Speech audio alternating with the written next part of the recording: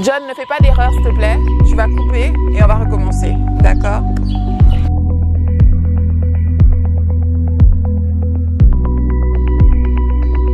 Bonjour à tous, bienvenue sur Andy Dis-moi tout. Ça fait énormément plaisir de vous retrouver ce dimanche. J'ai un sujet assez complexe sur lequel j'aimerais que nous puissions discuter, où je donne mon avis et vous êtes plus couverts à donner vos opinions tout en bas en commentaire. Le sujet de ce soir, c'est de permettre aux gens de devenir meilleurs. Vous allez me demander, mais Andrea, en quoi le fait qu'une personne veuille changer a à voir avec moi? En effet, les commentaires que nous mettons, ce que nous disons, c'est vrai que cette capsule aussi est un peu liée à celle que nous avons eue le mercredi dernier. Tout ce que nous disons à une personne qui veut devenir meilleure, qui veut changer pour le meilleur, c'est que ça peut très souvent les décourager. Je vous donne l'exemple d'un ivrogne s'il décide d'arrêter de boire. Si votre ami vous dit, une fois vous êtes en sortie, vous êtes au restaurant et tout, tu prends ton verre de vin, il ne veut pas prendre parce qu'il décide d'arrêter, le commentaire qu'on fait souvent c'est « Toi, tu ne bois pas? Depuis quand? Et pourquoi? Non, mais c'est sûr que ça va te passer, tu vas recommencer à boire. » Ça décourage.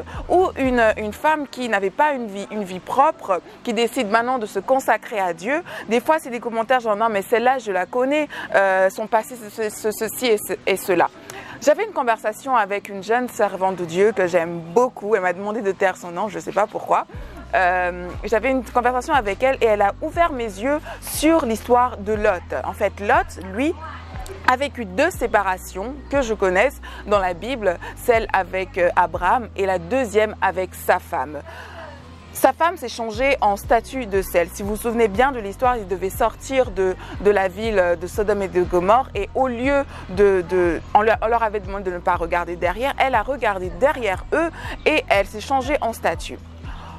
Comment je vais illustrer ça avec notre vie de chaque jour? Et encore, quand on lit la Bible, chacun, c'est vrai, a sa façon de lire les différents versets, mais j'ai compris qu'une fois quand on est avec des gens dans nos vies, c'est que nous avons un bout de chemin ensemble, nous marchons ensemble, que ce soit à l'école, au travail, à l'université ou que ce soit. Ces gens-là, nous faisons un bout de chemin avec eux et nous marchons vers quelque chose ensemble, comme Lot et sa femme.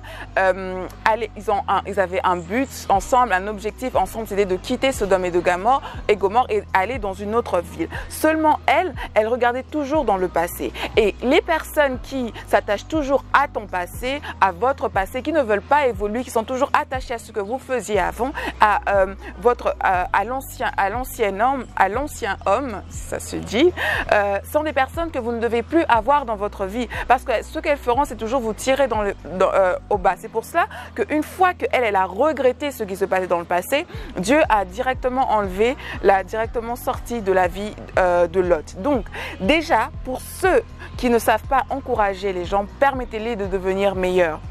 On a tous des défauts, on veut tous devenir quelqu'un de bien demain. Déjà quand une personne prend la résolution de devenir une bonne personne, c'est qu'elle est en train de s'auto-corriger d'une façon ou d'une autre et je vous demande d'être supportive, de la soutenir dans son mouvement, dans sa démarche. Essayez d'être là pour elle. Et en plus, je ne vois même pas pourquoi vous allez essayer de tirer cette personne vers le bas parce que pour vous-même, vous avez besoin d'avoir des personnes qui ont une bonne énergie autour de vous.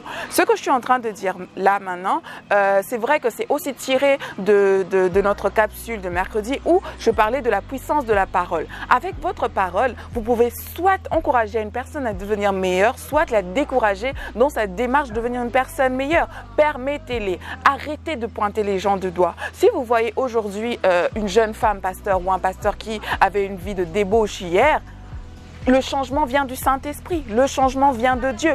Pourquoi voulez-vous rester sur son passé? Et qui plus est, pour ce genre de personnes, pour vous qui êtes ce genre de personnes, vous n'avez simplement pas de place dans leur vie. En gros, c'est ça. Et aussi, pour ceux qui veulent changer, arrêtez un peu d'écouter les gens derrière l'humain. L'humain juge toujours. Même quand on dit oui, ne jugez point, il juge. D'accord? Donc, si vous vous arrêtez chaque fois qu'une personne vous critique, chaque fois qu'une personne met votre passé sur votre visage, vous n'allez jamais avancer. Si vous avez la détermination aujourd'hui, ce soir, de changer votre vie pour le meilleur, Restez-y, restez ferme dans ce que vous pensez, peu importe ce que les gens disent. L'humain change. Vous savez quoi?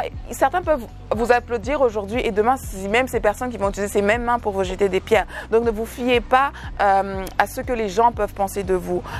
Déjà, Dieu est en train de travailler avec vous et c'est le plus important. C'est l'ami que vous devez avoir dans votre vie. Moi, je crois en vous. Je sais que vous avez un très bon fond. Je sais que vous avez on a tous en chacun de nous un avenir glorieux. Nous avons tous notre grâce.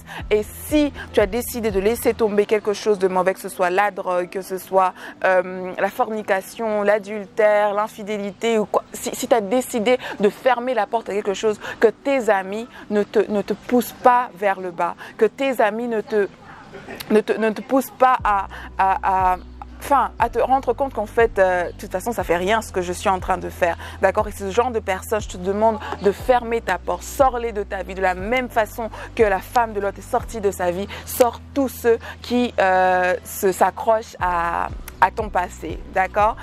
Ton passé ne te définit pas. Ce qui te définit, c'est la personne que tu seras demain, que tu es en train de construire aujourd'hui. Ok, c'en est tout pour cette capsule. Je remercie l'équipe de Yohan Prod d'avoir tourné ceci pour moi. Je remercie Amène-moi à la montagne de nous avoir donné ce si joli cadre. Si vous avez des témoignages, des réactions ou une histoire quelconque que vous aimeriez que je puisse partager avec mon audience, n'hésitez pas à nous l'envoyer dans l'adresse email qui sera inscrite en bas. Ok, je vous embrasse très fort et je vous dis à mercredi et encore très bonne année 2020. Je vous dirai ça, toutes les capsules de janvier, je vous dirai très bonne année 2020 et vivez la bonté de 2020. Bye bye.